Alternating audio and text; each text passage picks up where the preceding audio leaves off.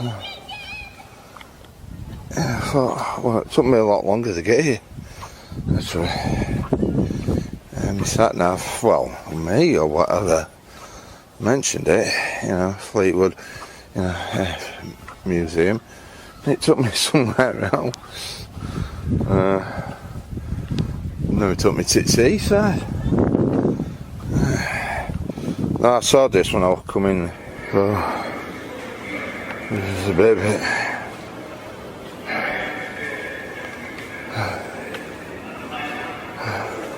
So, Concorde. How it is.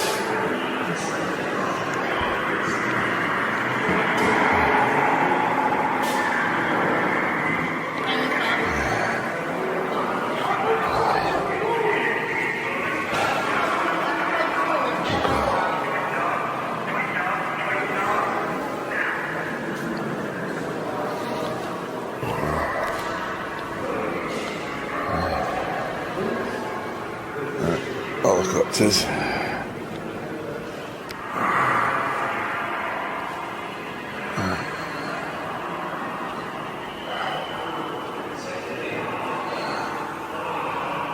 Whoa. Come on, we're in Blair.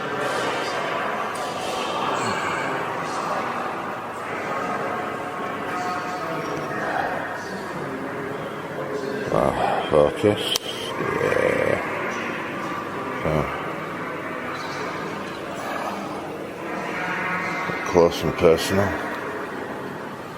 Oh, what do they do? But yeah, you can't. You can when you get a tour. Obviously, a little bit more history. Concorde. And that wooden model there. Oh, is that shit? Oh dear.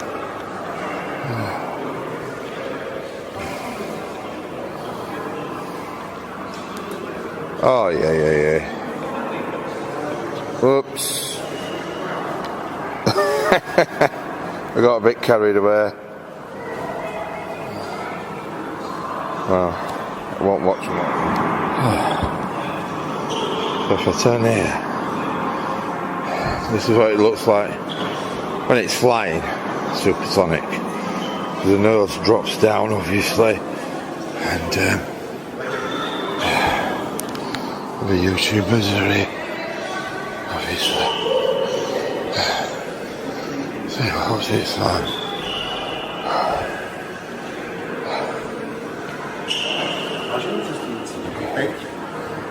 I don't get any shit. I don't want to ruin someone's video.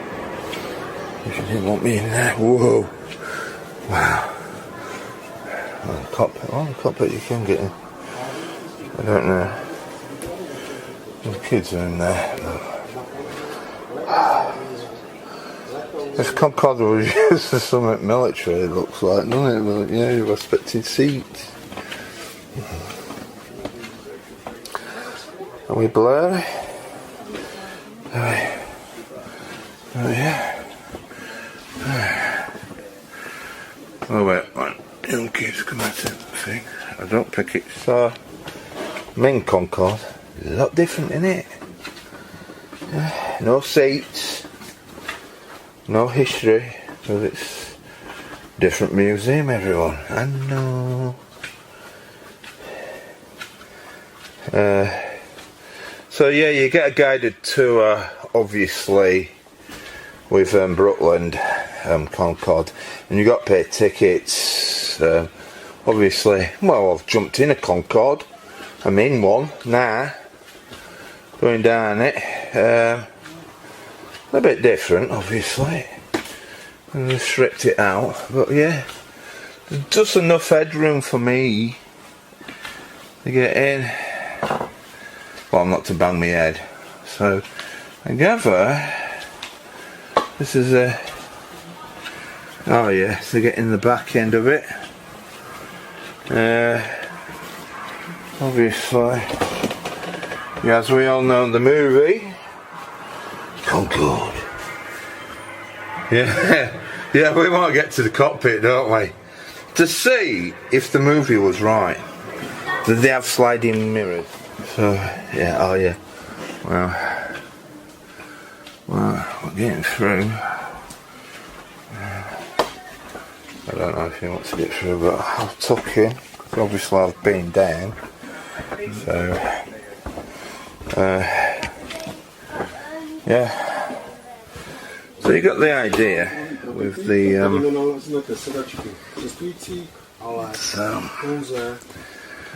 yeah, so it's all fenced off and not like that. This is the prototype, so this is the second one ever made. All the equipment here. As you say, there is a prototype. It was the second one made.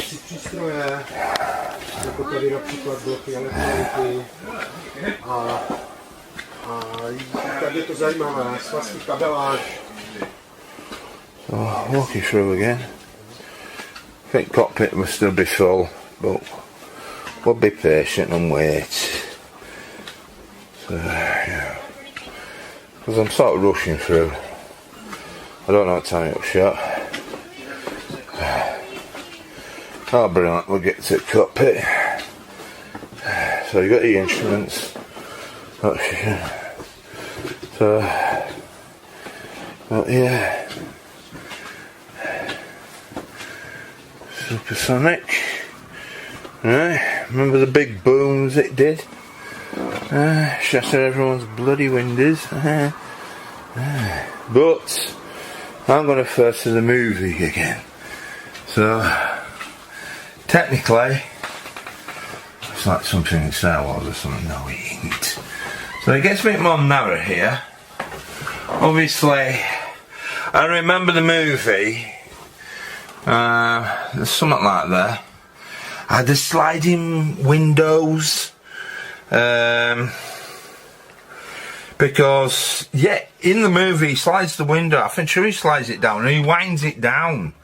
And he sticks his hand out in mid-flight and shoots a flare gun at a heat-seeking missile. Because the plot of the movie is that they're trying to kill just one person on the flight of that aircraft.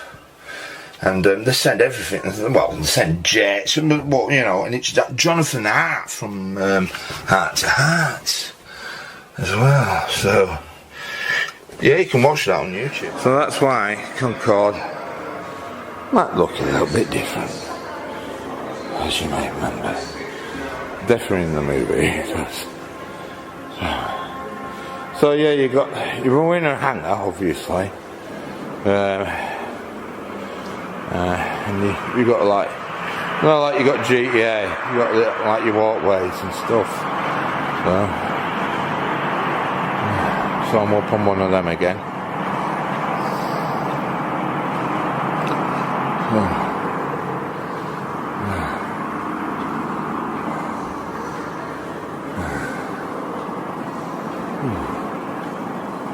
Oh, good.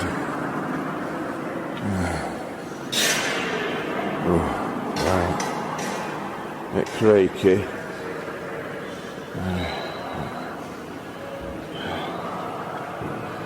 Yeah, this is the view. There's nice spiral steps, but thank goodness it says no exit because it don't look like it can hold my weight. So obviously these go on the aircraft carrier because you need to tuck it all in. And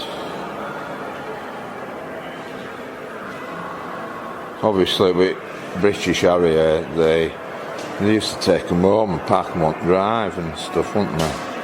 Well, you would, but I don't think they're allowed to do that. So, if you thought it was a sensible show, it's not, obviously. So,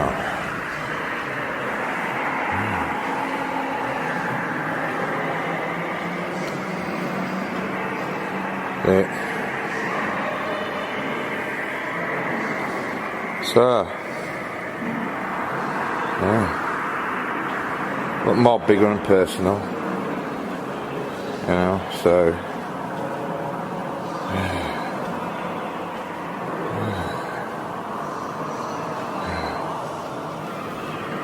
right, some steps here.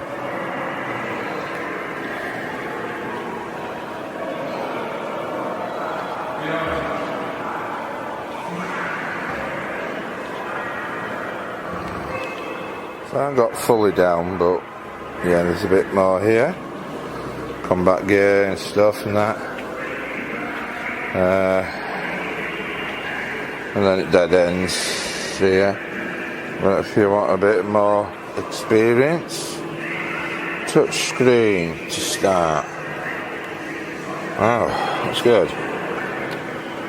And these speakers, but we're not going to mess about. So, because I think my camera really likes it here. Oh yeah, it's focusing. Could be because I'm moving. Right. That's what I want. Right.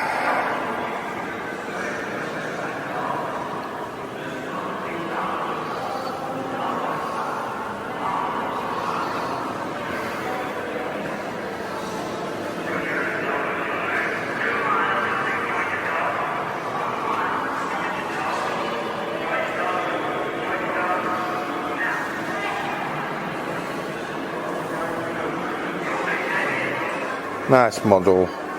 Yeah, like I said, aircraft carrier, the areas, obviously, you know. Well, that's it, yeah, yeah. All folds up and all that lot, you know. Took all delicate bits in. But yeah, that's what it does.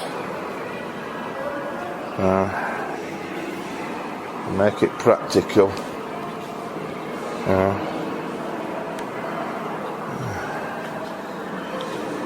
So, yeah, have a wonder. Yeah.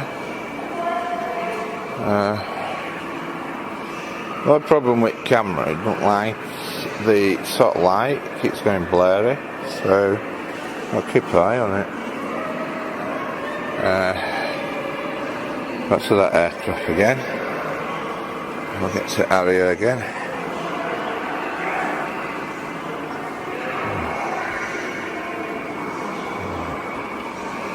But the other room that you saw briefly was a bit brighter. Oh yeah, this is a hangar. It's very dark. So let's go in here.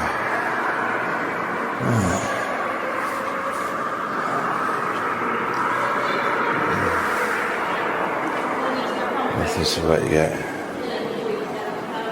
bit brighter. So, come in. So we got.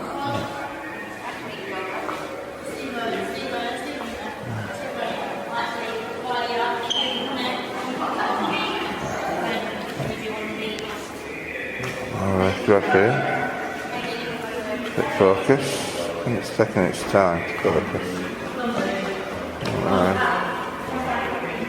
Right for these people. Yeah.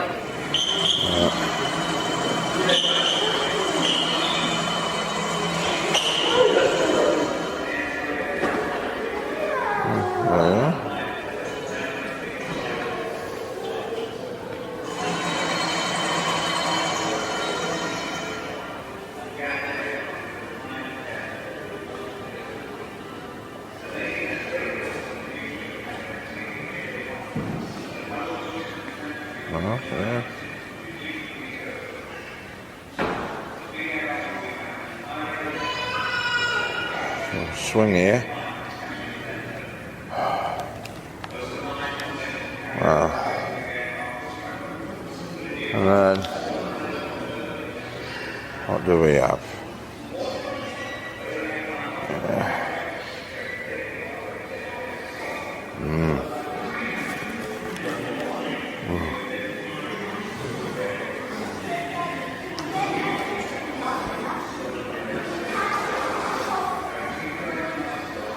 Oh, yeah.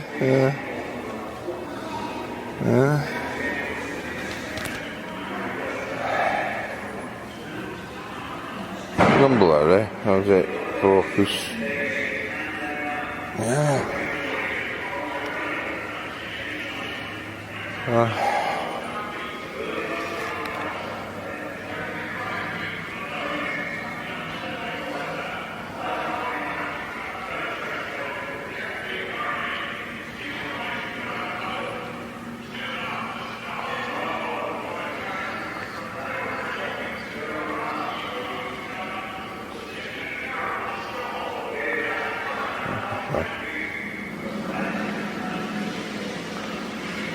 So,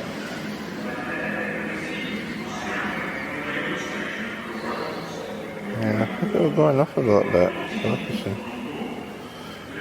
So, obviously, I mean, do I have a camcorder? I don't have a camcorder footage when I went in. We've got like a little museum in Doncaster, but these are a bit very in a bad state. But you can go in them. You got to be careful, because it's like a scrapyard technically, but it's not. It's a museum, but these obviously have been, looked after.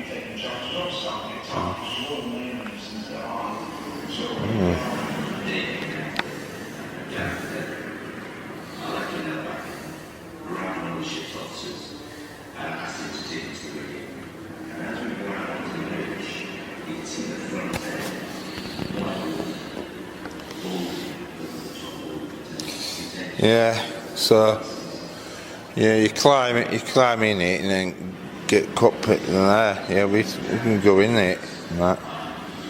But it was real rusty and stuff and that. But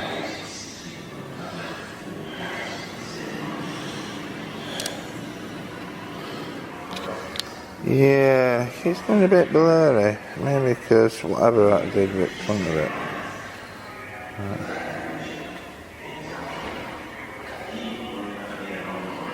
Well, you get close and personal to them, so yeah.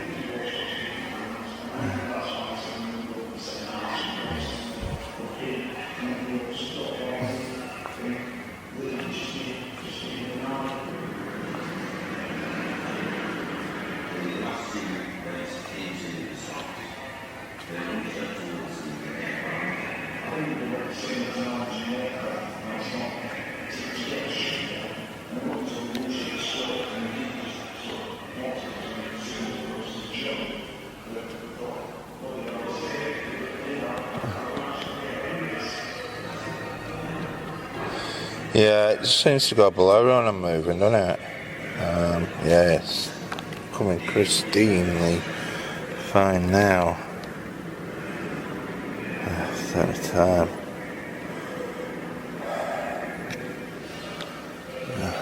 Wow.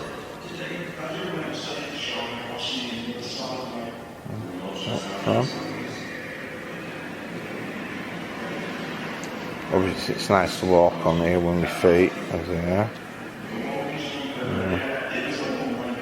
I think we can go in this one.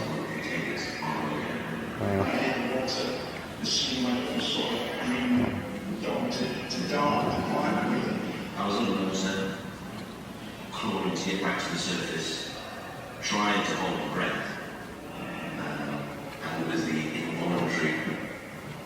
The thing that I always remember was just looking at my shoulder and I could see the actual ship sort of going down beside me. And then I just couldn't hold my breath anymore. I took that an intake. And as I breathed in, my mouth hit the surface of the water. And it was not salt water. Just basically started swimming for my life.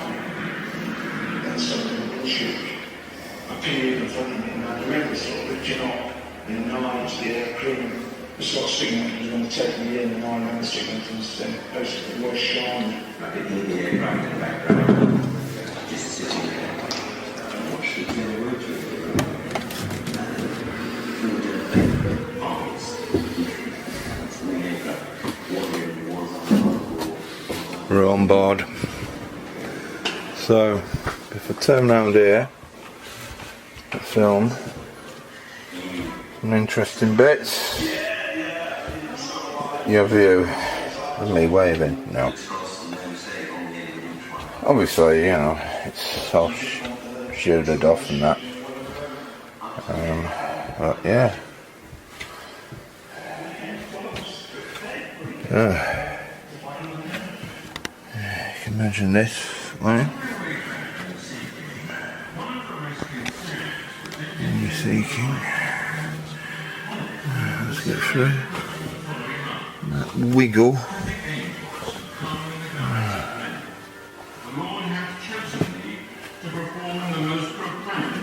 Oh dear. Yeah.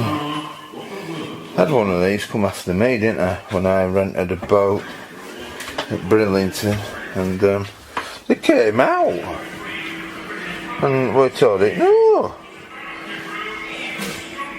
Somebody on the trawler boat will come and rescue us if we want to rescue him, but we didn't. Is it going to focus? Come on, yeah.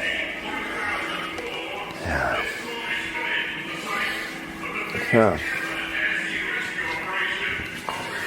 No, it's not a screen, so they can go on YouTube, watch YouTube videos and all that, but yeah.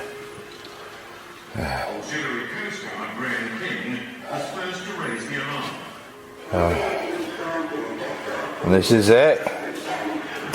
Ow! Bang me head. Come on, let's harness that down for you.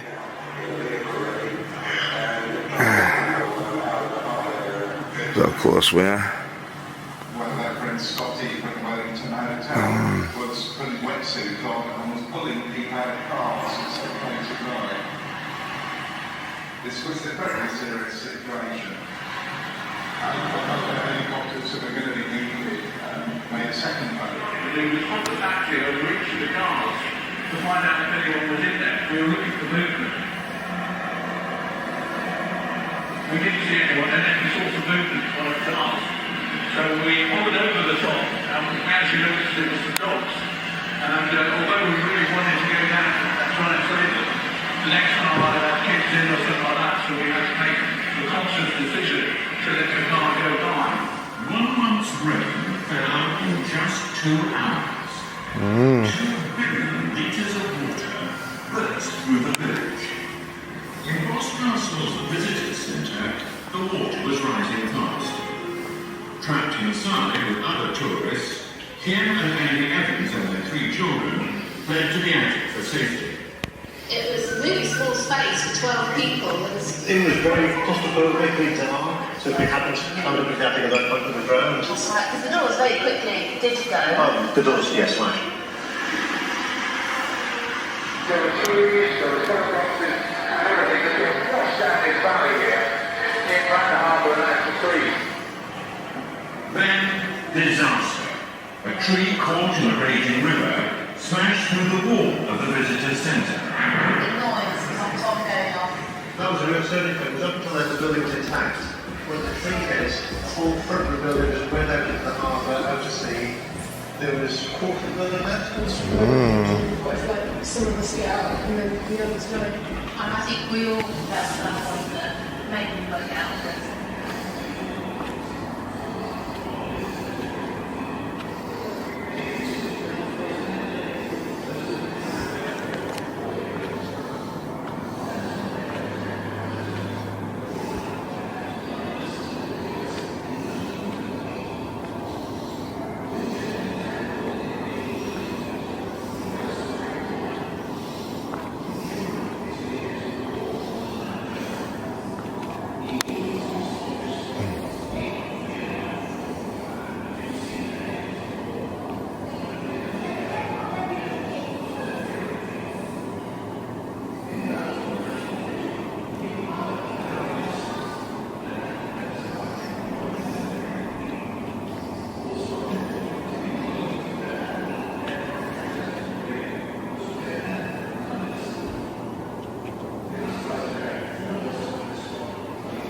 Obviously, if you want a feel to be, oh, come on.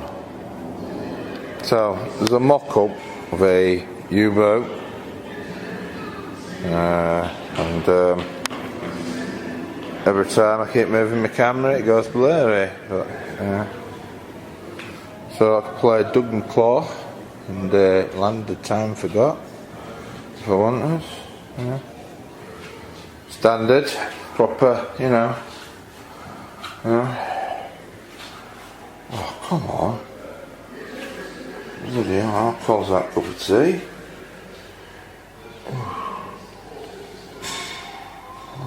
I don't know how cold that cup of tea is, but yeah. Because you can imagine kids like going down telescope and, you know, singing that song, We All Live in the, you know, a grey submarine, not a yellow one or anything, because that wouldn't be practical, would it? You know what I mean? So yeah.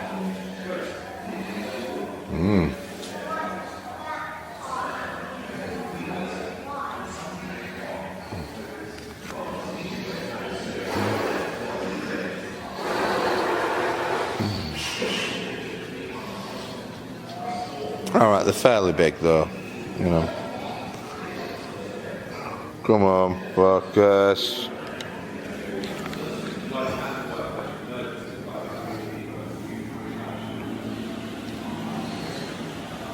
Yeah. I don't like these because obviously, well, the Italians don't, because what happened today, you know, Navy. Yeah, 12 of these, you know, what came and annihilate. Where I'm standing, it is a very massive size aircraft.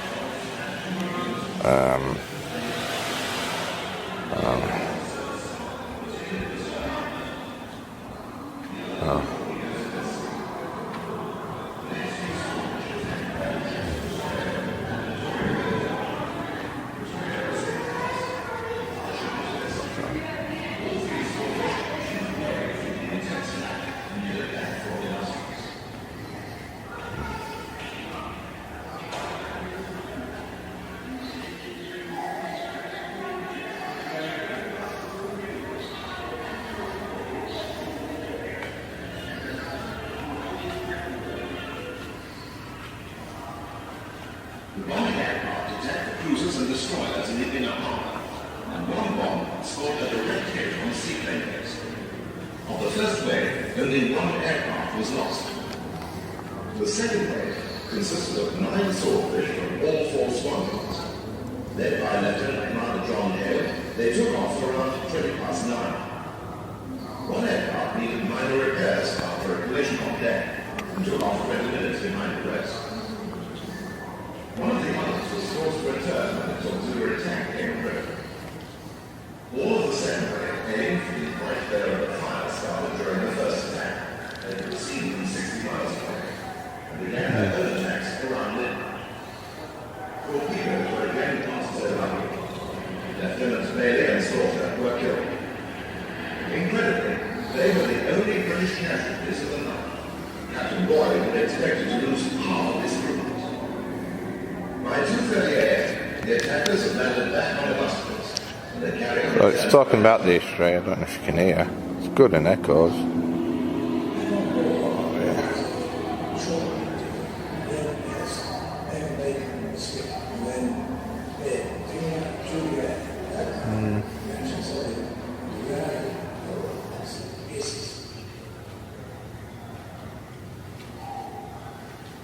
Aerial reconnaissance photographs taken the next morning revealed the success of the raid. Half of the Italian battlefield had been disabled. Oil pools leaking from private fuel tanks highlighted the damaged ships. The Italians withdrew the remains of their fleet later, and the Royal Navy enjoyed much greater freedom in the Mediterranean. The Italian fleet never put to sea again if it was any worse than the British carrier in the air.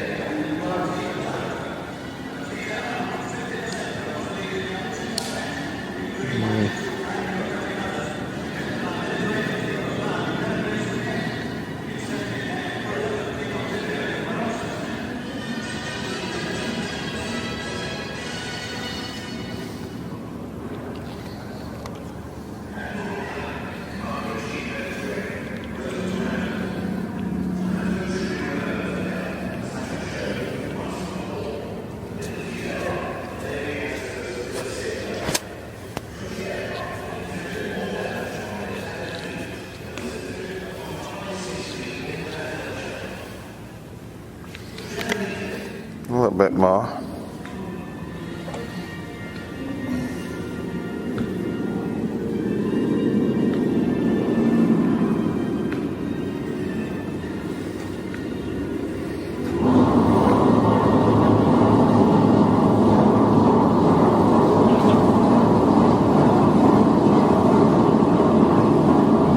Focus, come on, focus.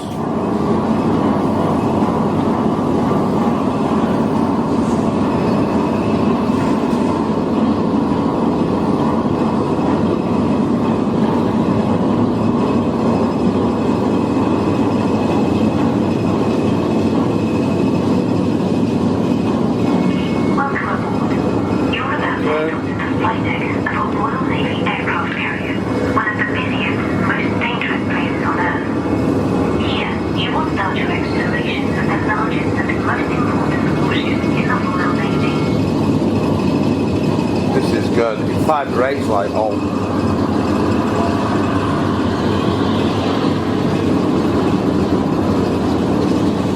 Oh, it's dark.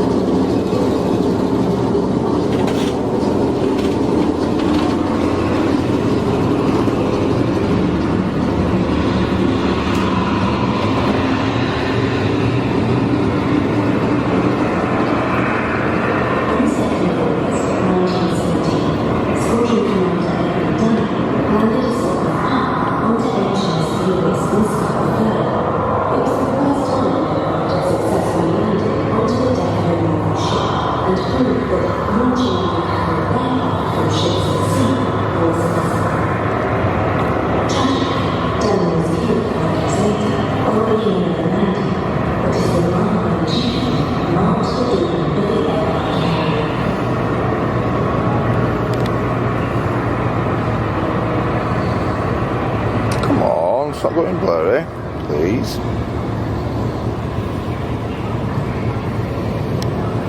Don't like the light.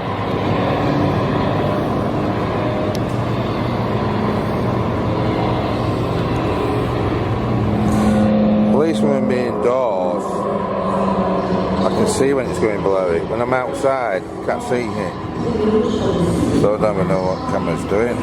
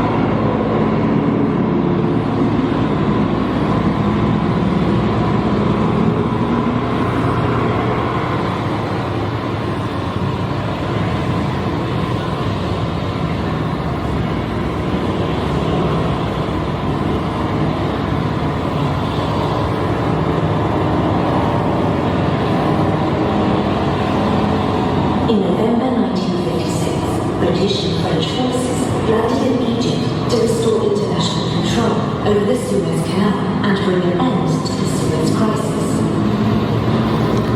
In the world's first helicopter-borne assault landing, 415 Royal Marine commanders were landed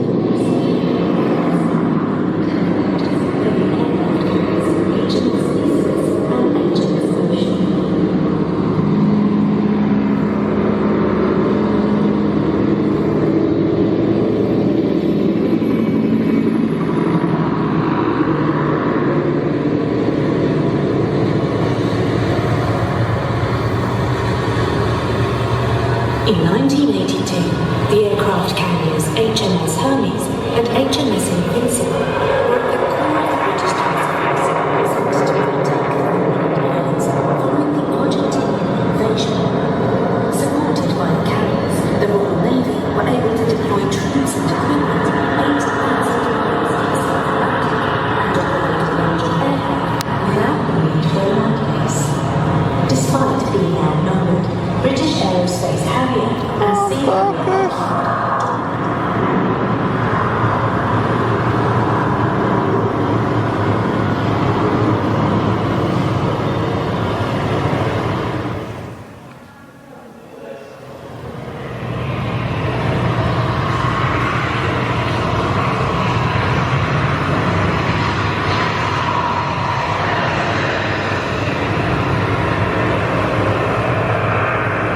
On the 2nd of August 1917, Squadron Commander Edwin Dunning landed a Sopwith under the deck of a moving ship and proved that launching and recovering aircraft from ships at sea was possible.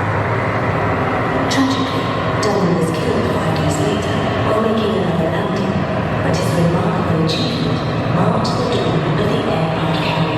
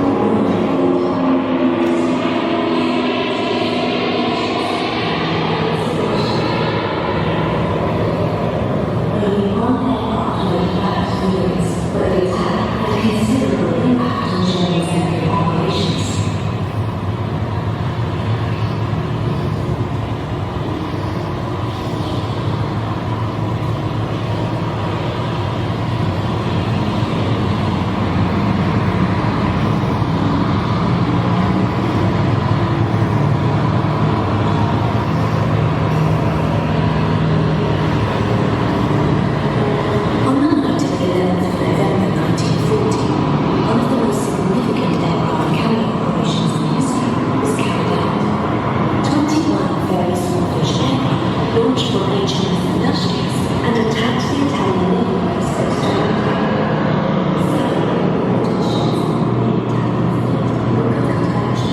Allowing the Royal Navy safer passage through the Mediterranean for the rest of the war.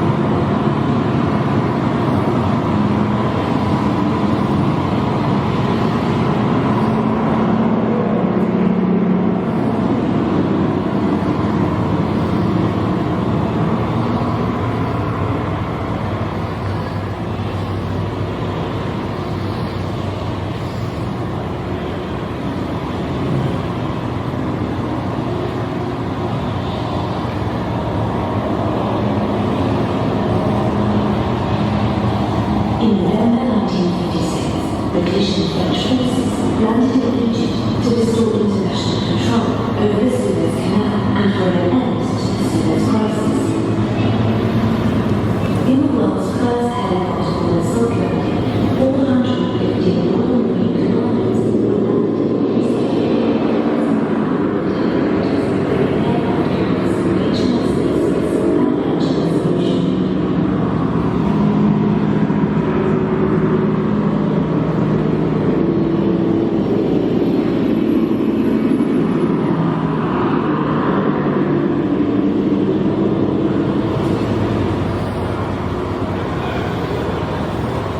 In 1982, the aircraft carriers HMS Hermes and HMS Invincible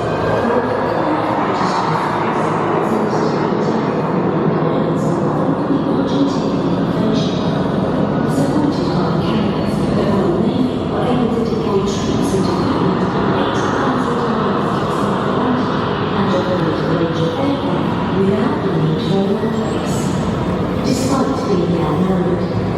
Aerospace Harrier and Sea Harrier aircraft dominated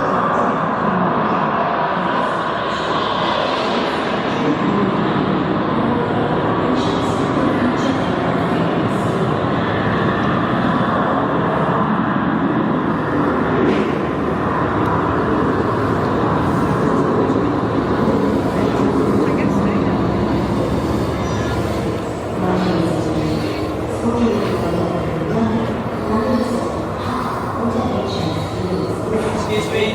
Yes? Hello. So I can go up here.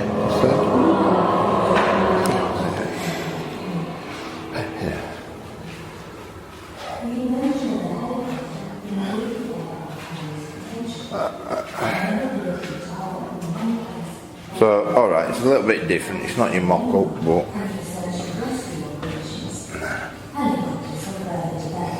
to transport troops ashore for assault landings and delivering equipment and supplies, a task that aircraft carriers now often perform in response to humanitarian disasters. To perform all these roles, modern aircraft carriers are very complex missions. Years of careful design have led to a number of innovative solutions to the challenges of flying at sea. Oh, has it gone blurry? It has. Carrying more weapons and more fuel. The carrier flight deck was not long enough for the takeoff, so catapults were developed to launch aircraft into the sky with enormous force. To make landing back onto a ship possible, aircraft had to be physically stopped. This was done by laying the thick wires stretched across the deck, which the aircraft caught onto using a special arrestor hook. The invention of vertical or short takeoff and landing aircraft, VSTOL for short, removed the need for catapults and arrestor wires. The use of smaller, lighter VSTOL aircraft and helicopters meant aircraft carriers could now be a lot smaller. Modern aircraft carriers continue to operate VSTOL aircraft and helicopters, however.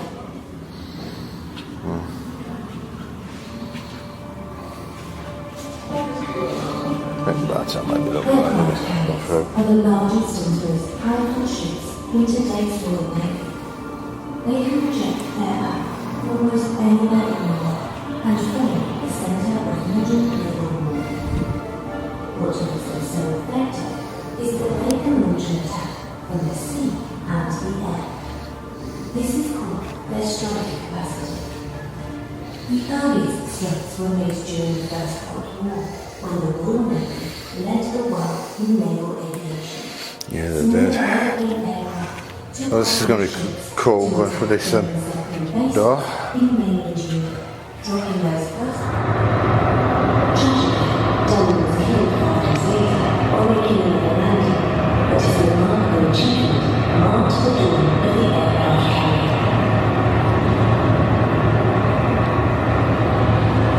So, what is it like?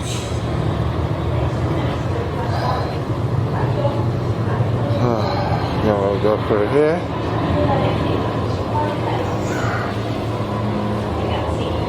Also now part of the main operations room.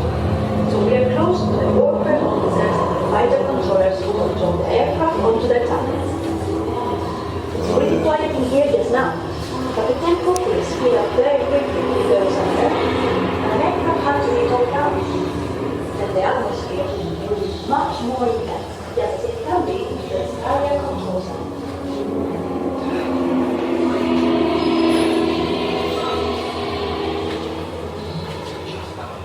It's really good, isn't it?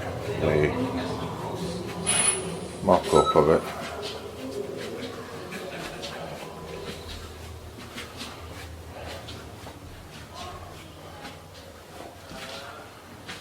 Briefing room. Right. Hello, I'm an operations officer. Oh yeah? And this here is how the main briefing room on a 1970s carrier used to look. Alright. It was one of several briefing rooms on board. The others being used by individual squadrons for their own specific briefings. Generally, there would be one squadron per role on board. So, for example, the anti-submarine other were up to. It's also where watches would have been synchronised. It was vital that everyone was on the same time as seconds count on a busy flight deck. Thing is, museums will be closing, so. As you see here, would give detailed information on weather conditions, sea tide, swell, temperature, even the level of salt. Today, this role is done by an airport coordinator. Operating from a large FD HOC, which means flight deck and hangar operations central. The job though is much the same as before. We even still use paper logbooks for some aircraft, though most of the modern ones have electronic records.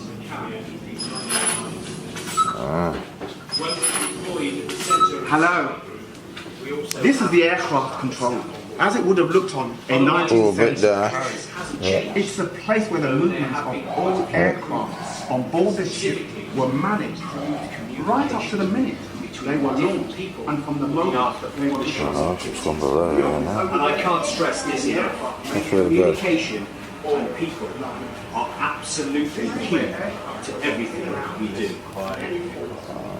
My job as the captain would place me here to oversee everything that's going on and be on hand to make any decisions needed. Ooh. Overall control of the ops room, however, was in the hands of the operations officer and his team of principal warfare officers. Basically, the role of the ops room was, and still is, to look out for any threats, either in the air, on the surface, or below it. Missions would then be directed from here during a war situation or when on exercise. As you see here, not just the more functional uniform, but since 1990, an officer of the watch can be a woman, like me. For a fast-paced, hands-on job with about as much responsibility as anyone would want, being officer of the watch on an aircraft carrier is hard to beat.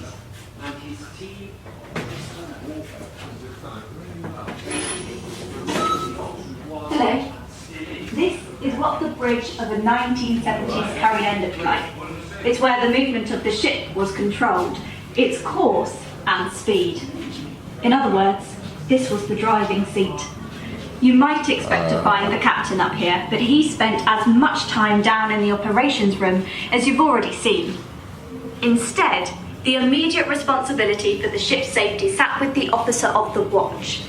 You would normally work a 4-hour watch, and there would be around 4 qualified officers on board to take turns on the bridge. The other people up here would be the navigator, or his deputy, who work out the ship's course. There is also a yeoman, a leading hand, responsible for the advising on the movement of other ships and communicating with them. On a modern carrier, there would also be a quartermaster up here, responsible for actually driving the ship. Things are a bit different now. Not just the more functional uniform, but since 1990, an officer of the watch can be a woman, like me. For a fast-paced, hands-on job with about as much responsibility as anyone would want, being officer of the watch on an aircraft. I think I've come through here. There's another section I can go through.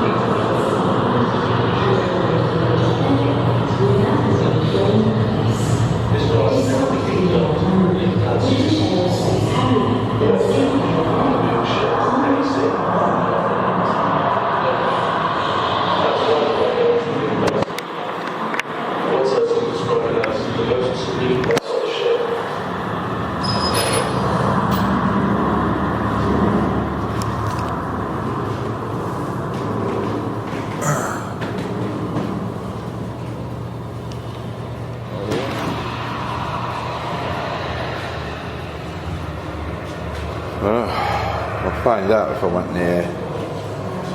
But yeah.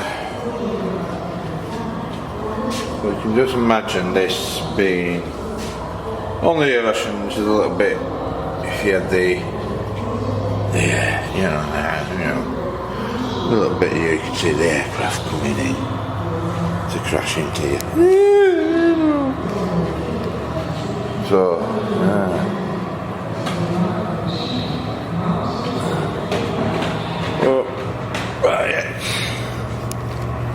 Or Flyco, as we call it. What you're looking at is how Flyco appeared on HMS Ark Royal just before she went out of service in 1979. Back then, Flyco was located next to the ship's bridge. In the latest carrier, it's in a separate island. The critical thing, however, is to have a clear view of the Flyco. Under orders of the command of flying or wings, our job then and now is to control all aircraft as they take off and recover to the Flyco. And as they're flying in 5 miles of the ship, and 2,500 feet. In other words, we control the airspace around the carrier. These days, now we have an air traffic controller and a data operations officer, or DOO, sitting in Flyco alongside aviation experts, so visibility. On somewhere at least in the carrier flight today, the key to flight control is making sure aircraft are all in the right place. Exactly what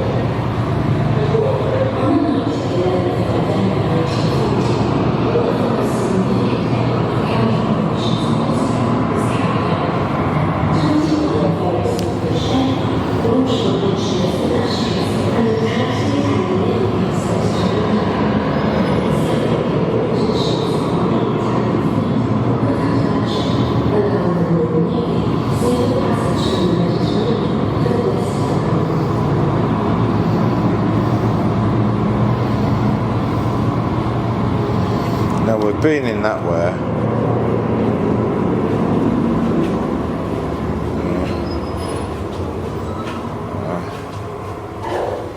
Might be coming up.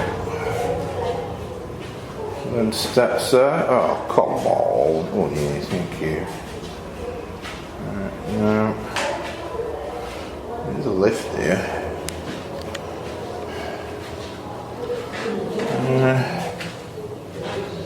Oh, yeah. Yeah. Yeah, I'm coming up these. I think I'm coming up these. No, I won't. But let's explore more.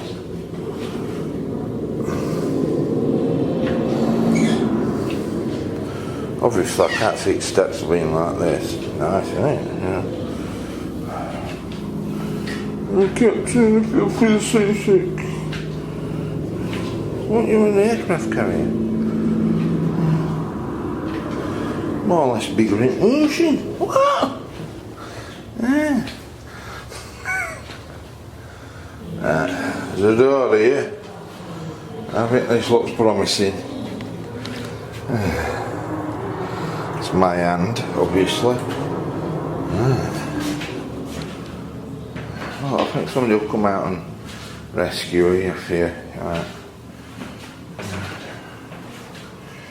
Instead of that quarter hour, that's what I've got.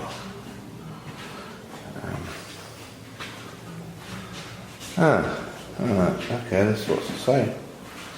Fire door, keep closed. Yeah,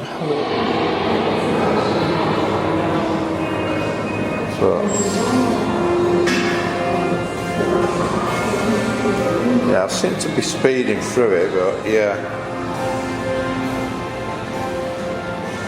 So this gives you the feel. This is a modern one. Without the concrete floors. Oh yeah, it's good. It's how far out.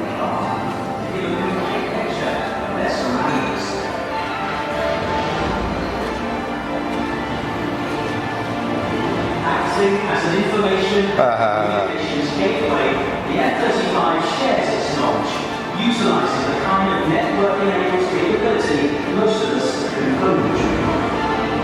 So the F-35 is not just a fighter jet. It's an integral part of the entire Arrow Strike Group's ability to operate as an effective fighting force. F-35 can battleships. No? I don't think that's right. I don't think I'll go through that. No. The Royal Navy's latest aircraft carriers, HMS Queen Elizabeth and HMS Quite me, right, choices there. Kingdom's global interests are effectively protected as never before. I name the ship Queen Elizabeth. May God bless her. 25B, 902 strike aircraft, and Merlin helicopters for only one, load carrier, and anti-submarine.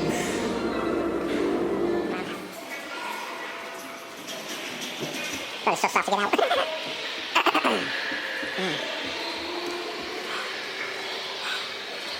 Lovely.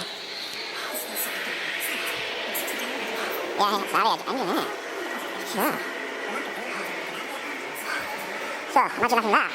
Instead of having a drone, have that thing blasting around like a drone. No, I think they'll hear it. They see somebody operating one of these, so we won't. Yeah, then. Well, it's not going blurry. It's going blurry, that's right. It's alright. Don't know what's happened to the camera. Yeah, I think it's like that. It's show everything. Don't blurry again. Yeah,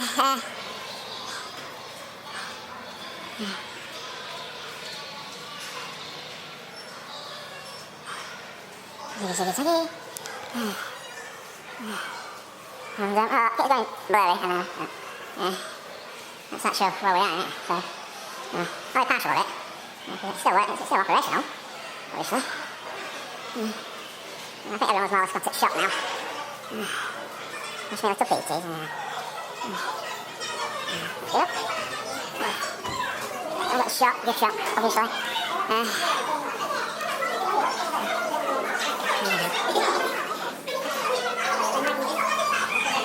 I've got to exit now.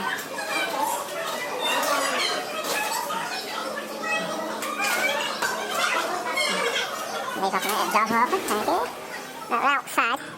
Some big anchors out there for film. That's what it's like when you're leaving, obviously. Yeah, so to get in you have to go up some steps, so the best way to let them these.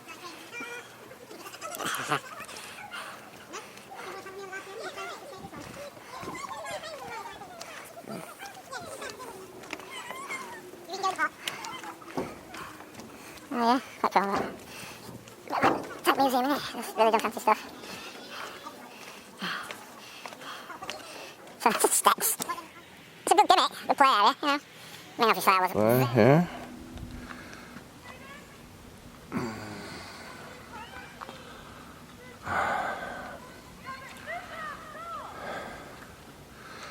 Size at car park, obviously.